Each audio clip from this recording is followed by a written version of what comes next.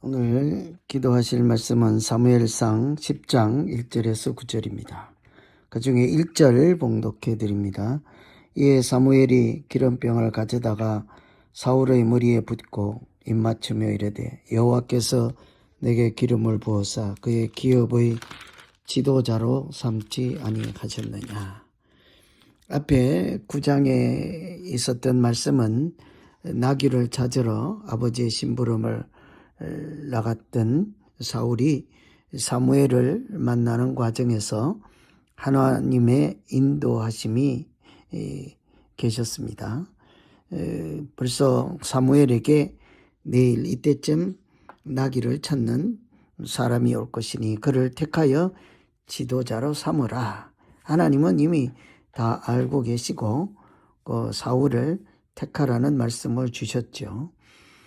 사람들이 하는 일 중에는 하나님께서 이미 예정하시고 계획하신 것들이 숨어 있습니다.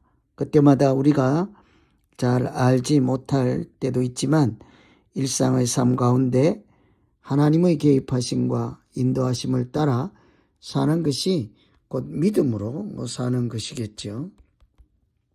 그래서 성경에도 사람이 마음으로 계획할지라도 걸음을 인도하시는 분은 하나님이라 이렇게 말씀하십니다. 오늘 말씀은 사울이 사무엘을 만나서 이렇게 기름 부음을 받는 장면이죠. 사울이 하나님께서 택하시고 예비하시고 지도자로 삼으라 하는 그 하나님의 계획을 따라 사무엘을 통해서 어떻게 구별된 하나님의 사람으로 쓰임을 받는지 이런 과정들을 살피면서 같이 기도하면 되겠습니다. 우선은 지도자를 하나님께서 택하시는 것을 볼 수가 있죠. 1절에 이에 사무엘이 기름병을 가져다가 사울의 머리에 붓고 입맞추며 이르되 여호와께서 내게 기름을 부어사 그의 기업의 지도자로 삼지 아니하셨느냐. 보면 기름을 붓다 하는 내용이 나오죠. 사무엘이 사울에게 기름을 붓다. 하나님의 말씀에 따라 당시의 영적 지도자인 사무엘은 나귀를 찾으러 왔던 사울을 기름을 붓게 되었습니다. 그 나라의 지도자로 삼기 위함이었죠. 이 기름을 붓는다 하는 것은 구별한다 하는 의미가 있습니다. 택한다 하는 의미가 있지요. 또 사명을 주신다 이런 의미들을 갖고 있습니다. 기름을 붓는다 하는 것은 히브리어로는 그 자체가 메시아라는 뜻입니다. 헬라어로는 그리스도라는 뜻이죠. 메시아 그리스도다 그 본질적인 뜻이 기름 부음을 받다 이런 뜻이죠. 기름을 붓는다. 하나님께서 구별하시고 택하신 사람이죠. 그래서 이사야 61장에도 예수님께서 메시아로 오실 것을 예언하는 말씀 중에 이런 내용이 있습니다. 여호와의 영이 내게 내리셨으니 이는 여호와께서 내게 기름을 부어사 가난한 자에게 복음을 전하게 하시려고 기름을 붓는다. 하나님께서 택하시고 복음을 전하게 하시려는 사명을 주시고 또 오늘 사울에게는 왕이 되게 하겠다 하는 하나님의 뜻에 따라 이런 특별한 경우에 기름을 붓지요.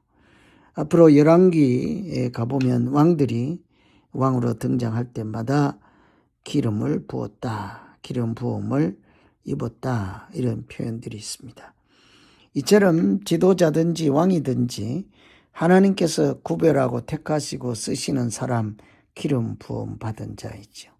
그래서 우리 예수 믿는 사람들도 어떤 의미에서는 다 기름 부음을 받은 자, 택하심을 받은 자, 부르심을 받은 자이지요. 그래서 오늘 하나님께서 우리를 택하시고 하나님 나라의 일꾼으로 사용하신다. 그래서 택함받은 부름받은 자로 사는 날 되게 하여 주시옵소서. 이렇게 기도하면 되겠습니다. 두 번째는 그렇게 구별한 사람에게는 특별한 한 가지 사항이 있죠. 성령이 임하신다. 하나님께서 그런 사람에게 성령이 함께 하십니다. 6절에 보시면 내게는 여호와의 영이 크게 임하리니 너도 그들과 함께 예언을 하고 변하여 새 사람이 되리라. 하나님께서 택하여 구별하여 쓰는 사람들에게 반드시 나타나는 현상은 이렇게 성령이 임하시는 장면입니다. 왜냐하면 하나님의 일에 부름받은 사람은 인간적인 생각이나 인간적인 방식으로 일하는 자가 아니라 하나님의 능력과 은혜로 하나님의 비전을 따라 살아가야 하는 사람이지요. 우리가 사도행전에도 보면 성령이 임하시면 너희가 권능을 받고 예루살렘과 온 유대와 사마리아 땅끝까지 증인이 되리라. 가서 땅끝까지 증인이 되는 사람들에게 가장 먼저 떠나기 전에 필수 불가결한 일은 성령이 임하십니다. 그래서 예수 믿는 사람들도 사실은 하나님으로부터 택하심을 입었으면 성령이 또한 임한 사람들, 성령의 인도하심을 따라 살아가는 사람이라 할 수 있겠지요. 하나님의 사람들은 각기 자기 주장대로 사는 사람이 아니라 하나님의 뜻을 이루어가는 사람들이요. 하나님의 계획을 따라 일하는 사람이지요. 그래서 로마서에서는 너희 속에 하나님의 영이 거하시면 육신에 있지 아니하고 영에 있다. 누구든지 그리스도의 영이 없으면 그리스도의 사람이 아니라. 믿는 자와 믿지 않는 자를 구분할 수 있는 것은 그에게 성령이 함께 하시는지 그렇지 않은지. 우리 인생을 살아갈 때 그래서 하나님의 영이 성령이 함께 하시는 그 자체를 형통케 하신다, 형통하다 그랬죠. 오늘 말씀에도 보면 마지막 부분에 기회를 따라 행하다 하는 말씀이 있어요. 그에게 기회를 따라 행하라. 사울에게 하나님께서 성령이 임하시고 또 능력과 은혜를 주실 때에 하나님의 뜻에 따라 행하지만 여호와 영이 임하시면 그 징조가 내게 임하거든 너는 기회를 따라 행하라. 하나님이 너와 함께 하시니라. 성령이 임하시면 그 인도하심을 따라 행하라. 기회라고 하는 것이 능력이다. 손 이렇게 번역할 수 있습니다. 능력 주시는 대로 최선을 다해서 행하라. 이런 내용이죠. 그래서 우리는 사실은 자기 힘으로 사는 사람이 아니라 하나님의 영으로 사는 사람들이죠. 하나님의 택하심, 부르심을 받고 하나님의 영의 인도하심을 받는 사람들.